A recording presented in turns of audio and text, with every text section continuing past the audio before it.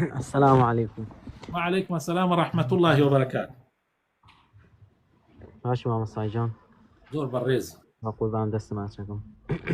هاي زور أي بتابع. ماما سايجان والله يمكن شيكم يعني لو كان شيء قاسا يوم كاتا أم سرداو فرم الله خزمتها.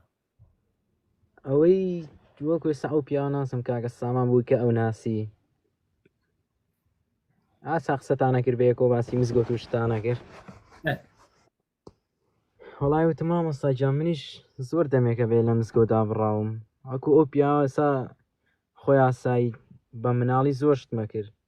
يعني خو مو بينج چوار برامەیە لەگە باوکمە هەموو شەوێکە مزگەوت ئەوچین پاکمانە کردەوە بەستا لەوتی تر تۆزە کەوتومەتە تەمەنەوە بەرە و هەشدە و حەڤە و 90 ساڵی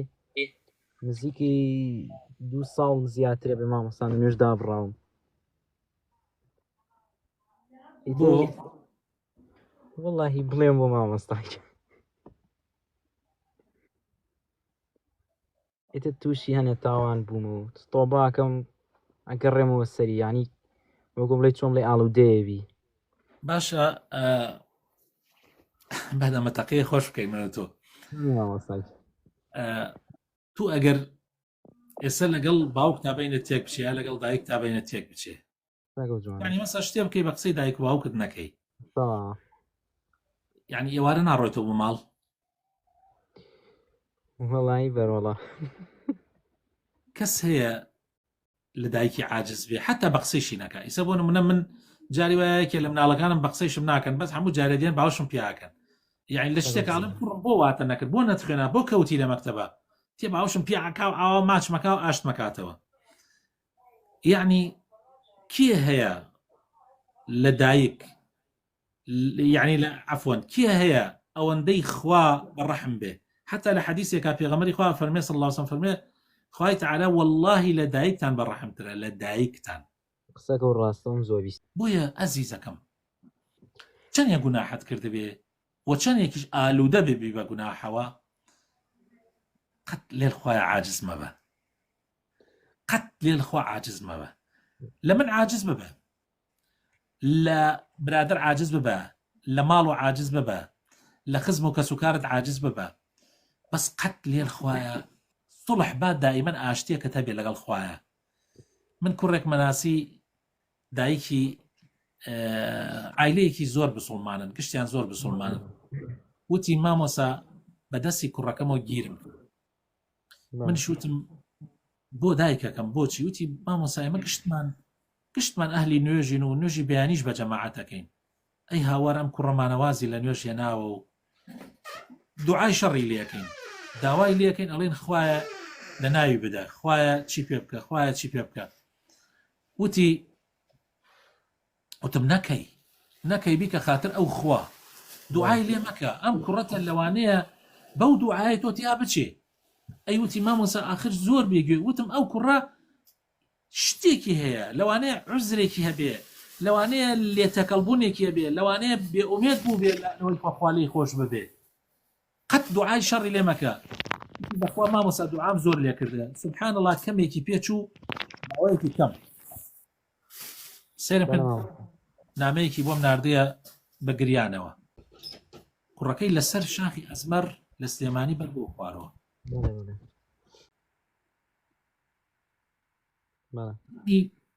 لە حەزاتە قەت بیر لەوە مەکەرەوە بڵێ من گەنجم قەینا دوای تۆ بە ئەەکەم قەینا دوای پەشیمان ئەبمەوە قەت وا مەڵێ کوڕە جوانەکەم هەوڵ دەبینی خۆت و خوا زەبت بکە تیری کەسیش مەکە ئیسا ئەو برای ئازیزەمان وا پێش جەنابەت وتی من نایم بۆ مزگەوت ئەو مەجال لەبەر ئێوە مەجال نەما من زۆر قسەی لەگەڵا بکەم ئینسان دیندارەتی پەیوەندی بەس بەبینی تۆ خواوە هەیە هیچ کەسێک بۆی نییە تەدەخول لە بینکانە بکە یعنی ئیسا من بۆم نییە بێژم تۆ بۆ گوناحەکەی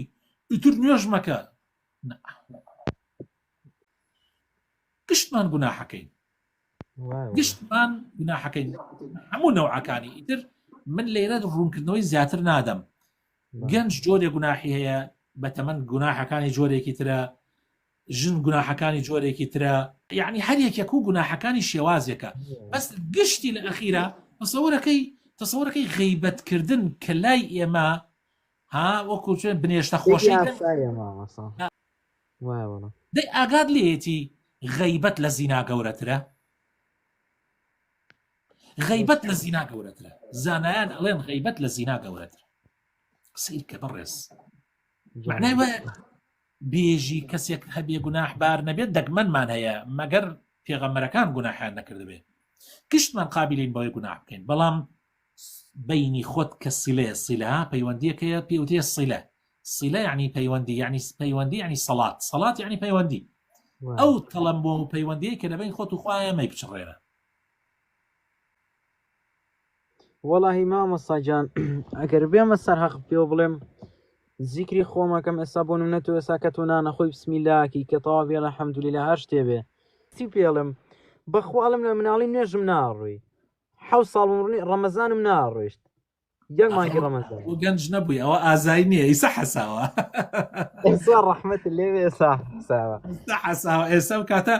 ئەو کاتە ئەو شتانە نەبوو کە تۆ باست کرد حەز ناکەم ناوەکان ئەوە نەبوو تۆ باست کرد ئێستا ئەو شتانە هەیە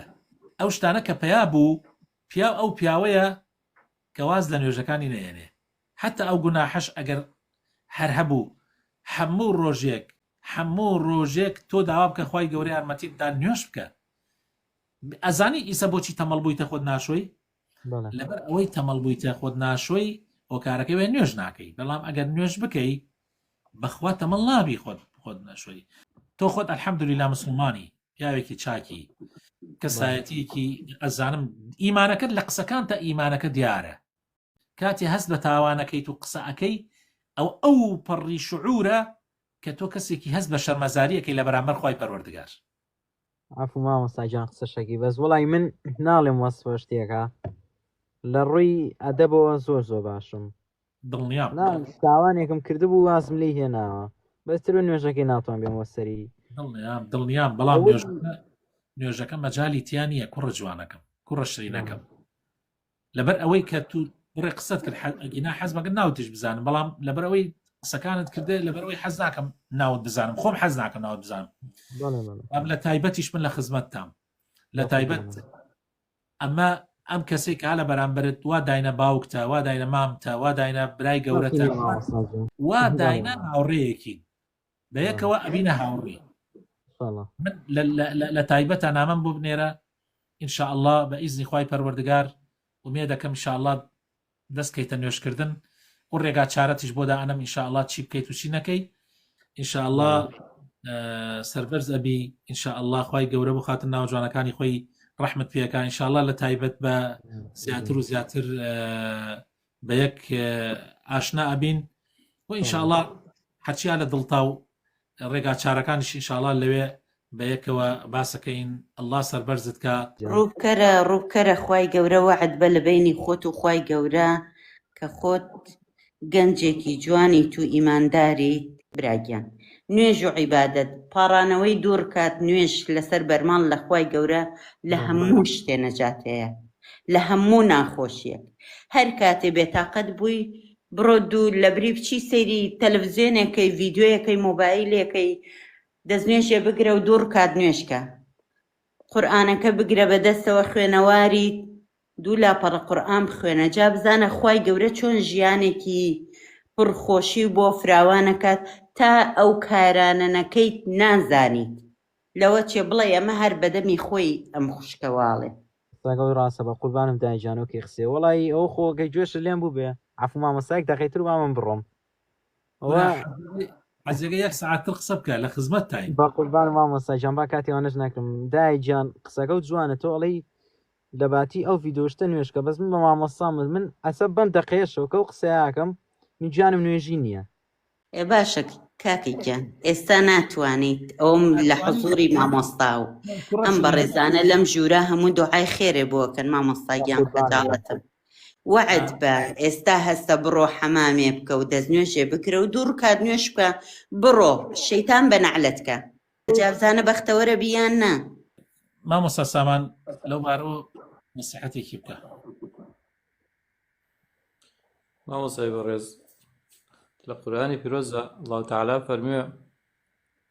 شەیطان تەنیا زاڵ نییە بەسەر ئەم کەسانەیە إنه ليس له سلطان على الذين آمنوا وعلى ربهم يتوكلون. من تەواو گفتوگۆکە گوێم لێ بوو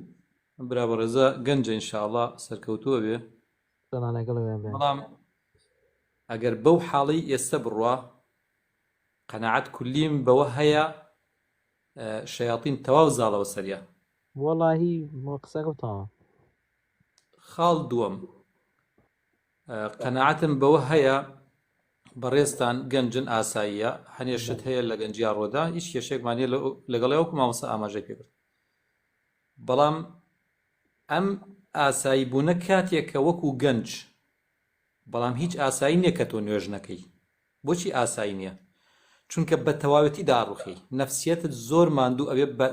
بە جۆرێک کە لە گەنجی دوور دەخاتەوە وات لێەکە ئەوەندە ماندووی لە دەموچاوتە هەمووی دەرەکەوێت. طبعا من دائما بۆ مەسئلەی ئەو شتانی کە ئینسان پێوە ئالوودە ئەبێ بۆ منە جگەرە کێشان من دائما بۆ کەسانەی کەوا جگەرە ئەکێشن وتومە جگەرە کێشان من خەڵکی جگەرە کێشم زۆر بینیوە خۆم ئەلحەمدولillah لە ژیانما جگەرە کێش و ئەو شتانم نەبووە بەس وتم یعنی جگەرە کێشم زۆر بینیوە کە چۆن توانیوانە تەرکی جگەرە بکەن بۆ من خەڵکە ناسم لە ماوەیەک دوو پاکەت جگەرەی کێشا یعنی لە شەو ڕۆژێکە یعنی چل جگەرەیە کێشا خۆی هەر بڕیاریدا لە خۆیەوە بڕیاری داوتی من گشت هەفتەیەک یەک جگەرەکە مەکەمەوە گشت هەفتەیە یەک جگەرە دوو پاکەتی کردە 39 کرد بە 38 کرد بە 37 و بەرەبەرە لە ئەخیرا توانی جگەرە تەرکە لە ماوەی تقریبا نزیکەی کەمتر لە ساڵێک لە 40 هەفتەیە لە 40 هەفتەیە الحەمدولillah ئیتر نەگەڕایەوە سەری جا هەرموو شتێک کە ئینسان ئالوودە ئەبێ بەرەبەرە ئەتوانێت ئینسان خۆی گورج و گۆڵ کاتەوە بەڵام مهمترین شت ئەوەیە کە مامۆستا سامان باسی کرد کە مەوزوعی ئەوەیە ئەو خوشکە بە ڕێزەشمان دایک یوسف باسی کرد کە ذکرەکان چونکە ئەگەر تۆ خوا یارمەتیت نەدا ناتوانانی زاڵ ببی ئیلا ئەبێ ئینسان پەنا باتە بەر خوای پەروەردگار و